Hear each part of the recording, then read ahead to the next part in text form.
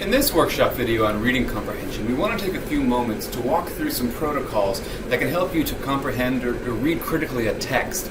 A lot of this content you'll notice overlaps with other workshop videos on rhetorical reading. The rhetorical reading notes, for example, and how to read critically. In this document, in this workshop, we're going to talk about 4 specific skills of reading, recording, responding to, and reflecting on. And in general, this works from the same process you've used in other ways in this class for rhetorical reading, but the act of reading, the act of taking notes, the act of thinking about your notes and responding to them, as well as, and finally, the act of reflecting on those notes. I hesitate to say finally, though, because really, once you've done that, you can start the process again and re-record information in light of, or reread a text for more information, just as you might watch a film for a second or third time and notice more, think more about, and analyze in a different way. But to begin, we want to talk about the reading component. The way you approach a text will vary with the text. For example, and I always go to Harry Potter, when you read Harry Potter, you don't sit down and read it in the same way you might read a chapter for your ENC 1101 or ENC 1143 class. These are 2 different texts for 2 different experiences, and we talk elsewhere about reading for leisure or pleasure versus reading critically and engaging a text to generate new knowledge or information or relationship between you and the text. So when you approach a text, you have to consider, what's the structure of the text? What's its length like? And these are important questions because they help you think about how to approach the text. I always use the example of, suppose you have 8 minutes to study for a biology test coming up, and you have to read through the entire 30-page chapter. You know how to do that. The chapter is built for you to skim over it. You know how to deal with long things in short periods. Read the intro, read the conclusion, read the topic strings or bold words and keywords, and you have a refresher of what those things are. Do you need to do that in the same way for a 6-page article you're reading? Probably not. Do you need to do the same thing for reading something in the news? In the morning you get up and start reading things? Probably not. Every text you read has a different set of reading rules or steps that you need to enact to understand it and make use of it. And you have to think about the utility aspect. Why are you reading this text? And if it's for something more than pleasure, if you ask the question of structure and length, you can identify what skills you actually need to approach that text. And when you read larger texts in later classes, and you have to read, say, a 200-page book on something, you can look at the table of contents. You can look at the way it's structured and find out, how can I break this apart? How many sittings will I need to read this? What do I need to do to make sure I'm connecting information from one section to the other? Is there some way I can find the summary of this text to help me understand what I'm reading? You'll think about the abstract or the executive summary, for example, in a lot of business or science writing. Those are useful tools to help you identify structural, but also time and length issues. Next, when it comes to recording, and this is an example of, or perhaps the category of how to deal with the rhetorical reading notes.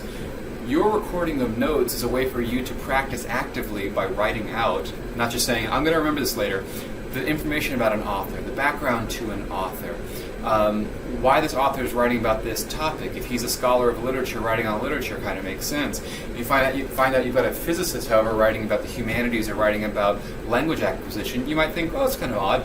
And you might wonder, why is that person writing about that? Does he have an interest, an academic interest? Is it more popular than scholastic? So questioning, querying, looking up and saying, I want to know more about this author.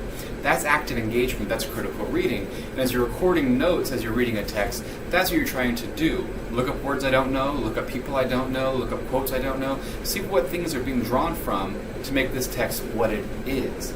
And same for purpose. You really can't read for purpose until you've read a text at least once and say, I think I know why this exists. What hole is it responding to or filling? What need is it meeting? What circumstances were taking place at the time the thing was written and published? And this thing responds to that. You can always use 9/11 as a good diviner, right?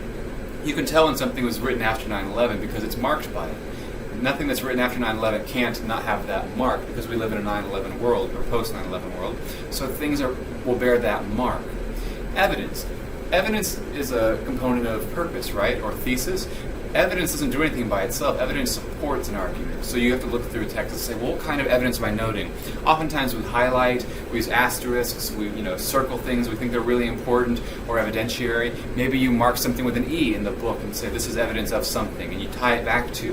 Where you see numbers, I'm going to make 4 points in this essay, and these are they, 1, 2, 3, 4. And oh, great, they've marked it for me, so I'm going to go ahead and mark these. Important evidence. And lastly, here at least, genre. What kind of text is it? Is it filmic? Is it audio? Is it a song? Is it a YouTube clip? Is it a John Oliver clip? Is it a Facebook article? Is it a print media, ad media? What kind of genre am I looking at? Is it nonfiction, fiction, short story, poetry? Each time you have a different genre, you have a different set of questions to ask, right? You can't just assume that everything you read will be read in the same way. You know that doesn't work. You can't read Harry Potter in the same way you read a biology textbook. You can't read a biology textbook in the same way you read Harry Potter. That's the condition of genre. You encounter rules that make you deal with it in a different way. And I think you find that if you try to read a biology textbook for 101, it's not easy to read if you're just sitting there going page by page trying to just say, oh, I get it, there's a plot. Well, there might be a thread or a trajectory, but there's probably not a plot that you're trying to follow. Once you have taken in that information, you've read the text, you've taken notes, you think, okay, I've read this text and it makes sense, I get an idea of the author and its purpose, you can start responding to it. Do I like the text? Do I agree with the text? Are there things I don't agree with in the text? Does it make me angry? Think about affect and how you experience things. That's important. You don't have to necessarily believe or agree with the things that you're reading in a ENC 1101, 1143 class. It's about the exposure to it. You should have an opinion on things. Don't read a text and say, well, it's informative, it must be true. A lot of times you're reading things that, while they are information rich, really have a lot of argument in them, and you should be able to say, I agree or disagree, or I'm not sure how I feel about this, I need to think about it more. That's great. That's the idea of response. So these here are some questions you can ask. Well, what is the point of this? What's the author's main point? How does he or she or they, the author, use evidence? Is the evidence good? Is it compelling? Is it worthwhile? Is it not successful? Is there anything he or she or they shouldn't have said here? Is it groundbreaking? Is it new information, cutting edge, or is it the same old thing? Oftentimes you might read something and say, this person has literally said the same thing 6 different ways across 12 pages. Why wasn't this just a 2-page article? That's a valid criticism that you can make against a lot of writing. Don't be afraid to have that concern or that observation, because you have opinions about the things you're reading, and they shouldn't be devalued. And you shouldn't devalue them either. So, finally is the moment of reflection. And again, I use the word finally here just in the order of these 4 R's, but when you reflect on something and you want to understand, why am I reading this text? Why am I being asked to read it? What value could it possibly have for me? So, connecting it to your real life experience. What does having read this text do for me now, aside from check a box and say, I read it, I completed my notes, I can summarize it? Think about how it applies to you and ask the question, can I make this worthwhile? Can I add it to my collection of knowledge? Can I drop this information in another course? Does it make me want to look up something? So consider, what are these things that you might want to know more about? This is the active engagement element in the text. So you can read a text, you can record your notes on a text, you can respond to the questions you have or the author maybe poses, and then finally you can reflect on those questions or concerns that you have to see what's next. What's that next step, that so what that everyone talks about when we write? In the next clip here, I provided a link to you for these what are called RSA shorts by Dan Pink, and it's a great little video about the surprising truths about moving others. It's only 3 minutes long, but Google that or take the link from here provided and watch the video. I'm going to pause my clip, what I'm doing, and then come back on the next slide. But I'm presuming you've watched those 3 minutes, otherwise what I'm about to say will make no sense whatsoever. Because I'm going to walk through an example of how to use these 4 R's in this RSA short as an example. So I'll see you in a second. Now that you've watched that, I'm presuming, we're going to practice those 4 R's of reading, recording, responding, and reflection. And you're thinking, for a video? Yeah, why not? All texts are things that we can read, right? You can read the layout of furniture in an office, you can read the look on someone's face, you can read the room and see how things are going. Take the pulse, for example. Whenever we read, we're taking apart a text. Whether it's filmic, audio, textual, linguistic, spoken, doesn't matter. So here we're going to walk through a couple steps. So for reading, some observations you might have made about this text, this 3-minute, 13-second clip, right? How does it work? It's a video. And it actually alters the way we think about how we look at the author's message, because it's not just audio, but it's someone drawing on the screen and illustrating what we're hearing at the same time. So the structure of it is kind of multi-layered, right? It's multimodal. It's visual, it's auditory, it's textual, it's illustrative, right? So the author also uses many visuals here to help him to pack in even more information. If it were just the words in the background, the subtitles you can turn on YouTube, it would be a very different experience. Imagine turning into a radio station and you hear someone give this 3-minute talk. And then imagine comparing that to what you've just done, what you've just watched. How different is it? It's a very different thing, right? To have those elements, the visual, and then also the illustrative aspects of it.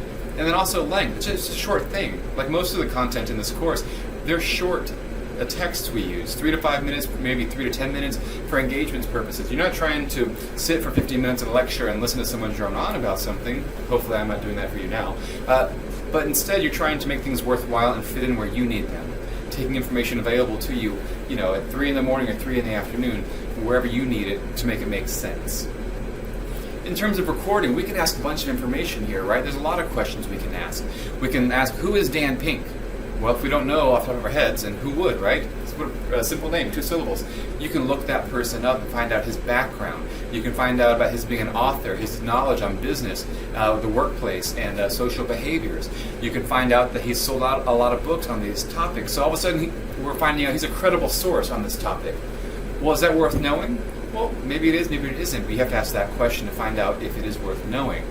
As far as purpose, we find out that Pink's informing the general public, it seems like, right? It's available on YouTube. It's for anyone to see. It's almost like an idiot's guide to moving people, motivating people, about the idea of persuasion. And it's nice. It's simple. It's explained not in a very scientific way, per se, but in a very straightforward way, with almost that cartoonish feel to it, right? So he's trying to convince us, or the viewer, that we use persuasion all the time, and we need to consider how we use that and how we can be, good about persuading. There's tons of evidence in it, right? So as you're watching, you probably made mental notes of these things. There's a bunch of names being stated, there's some studies, there's data being thrown about, references to university scholarship, all this evidence. And what is it doing for you? Is it convincing you that what he's saying is credible? Or is it just kind of like throwing out names and saying, well, if you don't know these names, not a big deal, or you should know these names, or, they're not big names, like an Einstein, for example. But the evidence is something you need to analyze, and you can make a list as you go through, even for an audio-visual text. And then finally, genre. This text is a cartoon. It's an audio-visual text, right? It's animation, we would call it, and it has textual, linguistic, visual, audio, all compiled together into an online YouTube medium. And so all that has to be considered when you think about what kind of genre this thing actually is. When it comes to responding to the text, you can respond in any number of ways. What you see here in this PowerPoint is just a brief little overview. But what's Pink's point? Well, he wants to show us that we have persuasion everywhere and that we're all in sales to a degree. Is that a claim? Is that a hypothesis? Is that a thesis? Whatever you want to call it, that general idea or ambition here, right? And does his evidence work in that, in a successful way to show, to argue, to substantiate his point of view? And you get this idea that Pink's discussion of how relevant persuasion actually is in our everyday life is plausible and perhaps even compelling. He gives good examples, he draws on good information, puts things together, makes it easier for us to understand and to watch in a 3-minute power-packed video, right? And then as far as a conclusion, do you agree with it? Do you feel like that worked? You're like, I could cite this as a study, share it with someone else and say, you got to see this video. It explains persuasion in an awesome kind of way. Finally, reflection. So you ask that final question. What's the utility of this? Why did I watch this? What do I benefit from it? Did I learn some names I should look up? Did I learn some new definitions for things? Did I learn a new way to talk about something? Did I learn about a new genre for examining kind of content? Go look up other RSA videos. They're everywhere. They're numerous. They're legion. They explain everyday ideas and scholastic ideas in ways that are really easy to access. So perhaps this is something that you could use as a model. Go look up other RSAs and see how you can take from them. They're kind of like TEDx talks or TED Talks in a visual way, and oftentimes they're intertwined, you'll see. So in this process, then, you get to go through these 4 R's of reading, responding to, and recording, and reflecting to take your text, engage it critically, to produce some sort of new understanding, to reposition yourself, if you want a 5th R, in understanding how the text works. So when you reread it, you find more value. When you look at it and talk about it with other people in a conversation in a classroom, you can do more with it because you have a grip on it. But when you're reading and you want to have some protocols for how to access a text, whether it's for ENC 1101 or biology, or if it's for physics or chemistry, or it's for business writing, it doesn't matter. All texts have avenues, inroads for understanding. You just need to find the right tools for them, and if you read them, if you record your ideas, respond to those ideas, and reflect on them, you will know more about that text than you did at the beginning and feel better about that in your understanding.